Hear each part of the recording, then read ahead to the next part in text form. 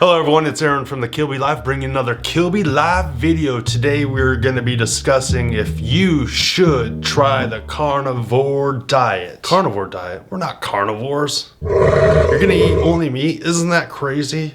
Isn't that crazy? Maybe, maybe not. But today we're going to be discussing those topics. Should you try the carnivore diet? What should you do? Who should you listen to? And what diet or lifestyle is right for you? These are things we're going to be talking about today. And I also want to talk to you about how to succeed. Before we get there, please take a moment and click that subscribe button, give us a thumbs up. Click that bell, share these videos with anyone you think they could help today. And if I earn your subscription, make sure I get it. I love eating meat, grilled meat, meatballs, baked meat, fried meat, braised meat, boiled meat. Okay, not boiled meat. I'll eat it if I have to, but I love meat. When I first heard of the carnivore diet, I'm like, this sounds crazy. This sounds insane. This doesn't make any sense. People can't just eat meat and live. Ask my mom. Even though it seemed extreme, there was an allure to it because of its limitations. Humans love boundaries and limitations. And yes, you're hearing that right. We love boundaries and limitations. I guess I should clarify that. Humans love boundaries and limitations if they're our idea. We like them if they're our idea. If it's someone else's idea, no, we don't want boundaries. We don't limitations. But if it's our idea, we love them. We really love them. And the truth is, we all have ideas or ideals when it comes to food. We all have an ideology, a way of thinking around food. Is it from the way our mother told us to eat our vegetables? You don't get up unless you eat your vegetables. Food pyramids when we were in school. We have all come up with an ideology to some degree of what we think food should be and how it should serve us. You know, sometimes our credo is indifference when it comes to food. Live and let live. We're all gonna die some way. Whatever, let's not even think about it. Sometimes it's all about science, the scientific method. Well, science says this, and science says this, and science says this. Well, there is also a scientist says this, and this, and this, and this, and this, and this. So there's a lot of voices out there. Other ideologies or credos are built on religion, religious beliefs. There's religions out there that only eat specific kinds of meat. There's religions that eat no meat, or there's combinations of all those. And we all have an opinion. Knowing that you have an opinion, that you have a set of values when it comes to food, and thinking about those and finding out what they are is a great starting point. I can't tell you what your ideology is, but I will give you this advice. It is always refreshing to have a real conversation with somebody, a real honest conversation with somebody that can admit they're biased. As long as you can admit that, we can have a real conversation. If it's just an attack on the other one because they do it differently than you, then there's no conversation there. If a blind person leads a blind person, you're both going to fall into a ditch. So be very careful and first mindful of thinking about food and where you stand and being honest about that to yourself, most importantly, and to the others that you have conversations with. To answer the first question, what should you do? Start paying attention to what you're eating, what your ideology is, but also to where you're going.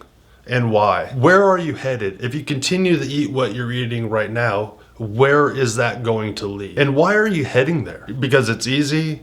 You don't know what to do? You don't know what voice to listen to? Those are the questions you need to start asking yourself. Is it because of health problems?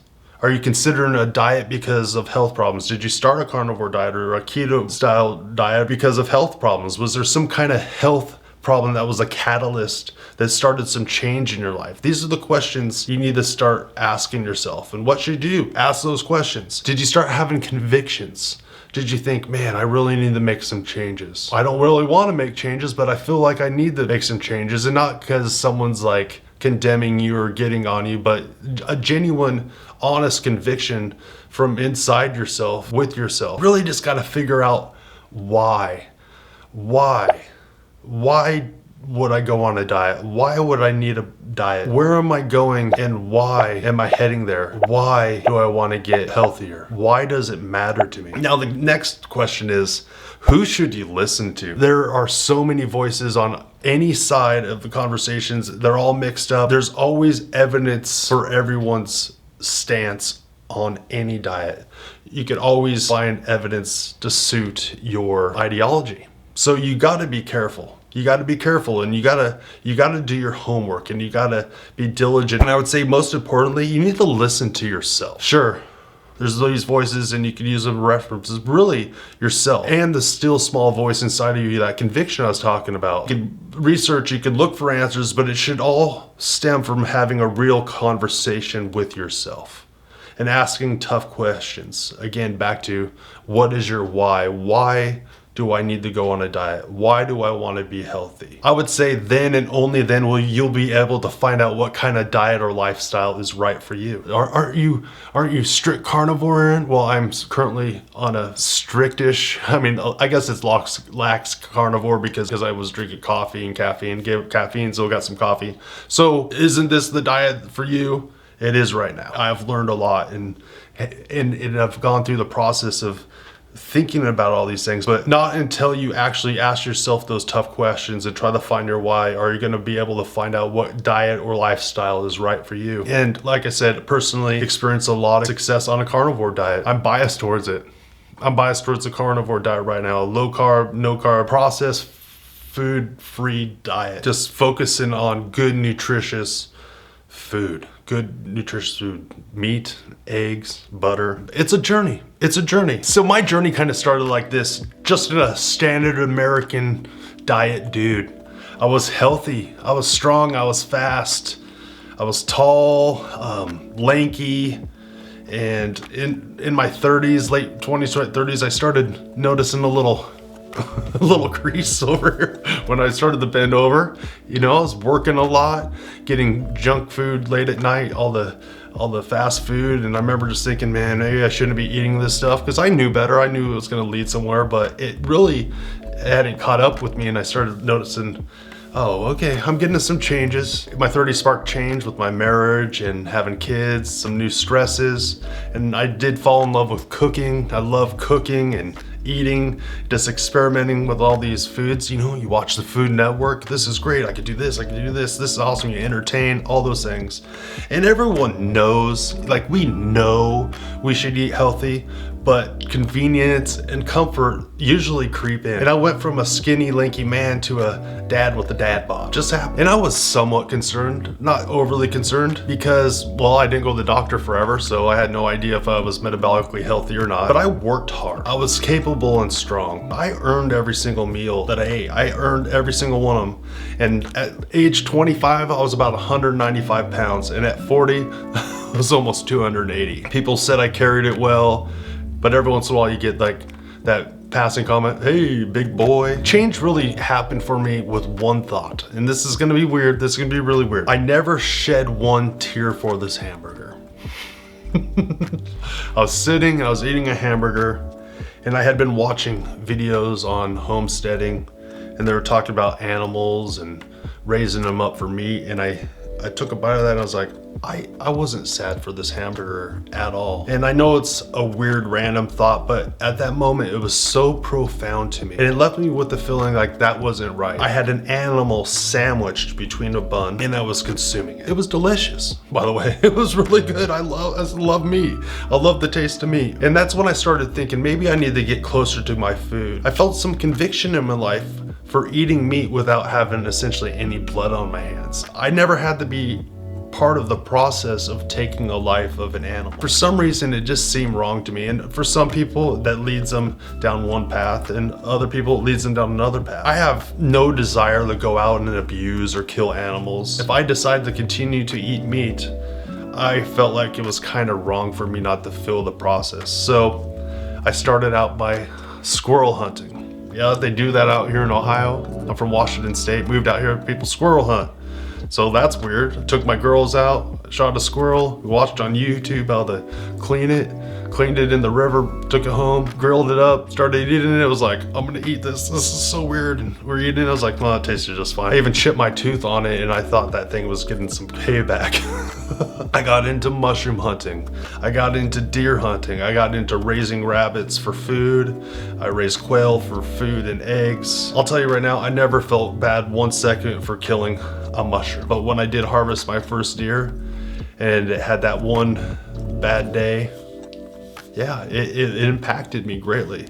But it also impacted me in a way that I got very thankful. When I had to process my first batch of rabbits, that was a whole level of sadness. And I see why a lot of people don't want to do it. I was so sad, but I prayed about it, lamented about it. But it really changed me. It really changed the way that I look at meat and how grateful I am for those nutrients and the ability to eat it. I think God was involved in this learning process for me. Honestly, it really grew me up.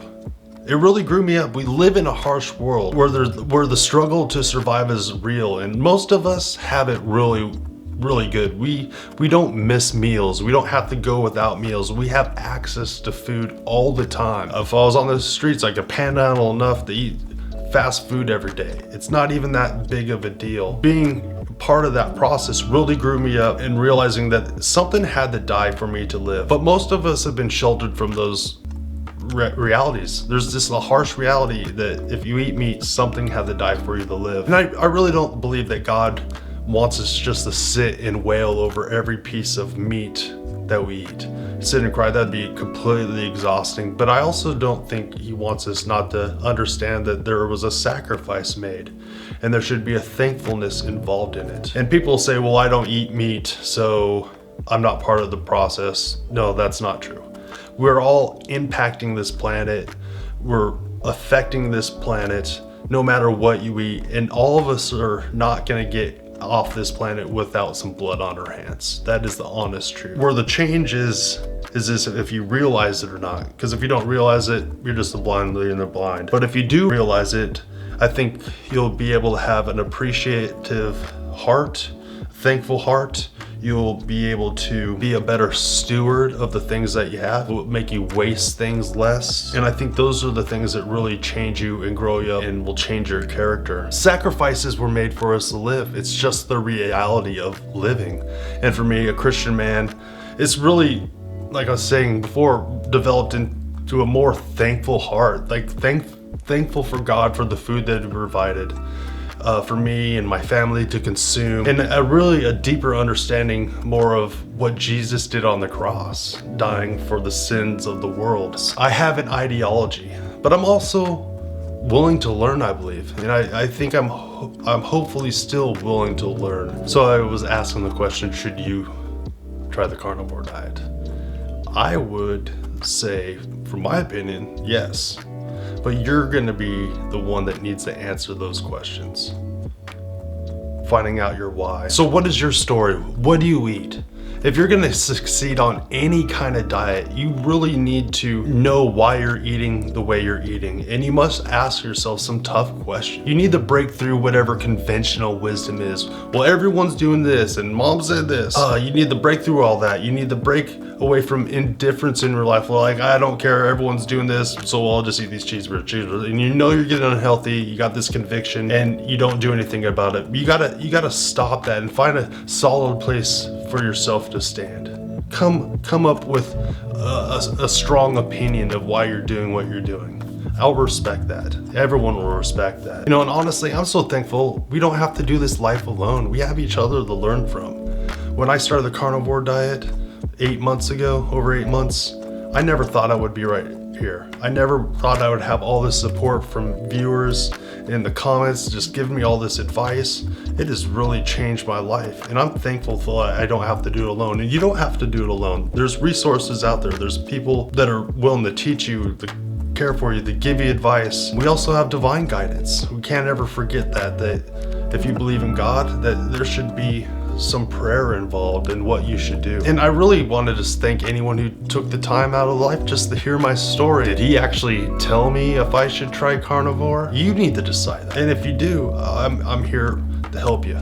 I'm here to give you as much advice as I can. I just want to say thank you for watching these Kilby Life videos. Today, we're talking about if you should try carnivore. And like I said, you have to decide that, but I'm here to help. There are plenty of people on the internet that are willing to help.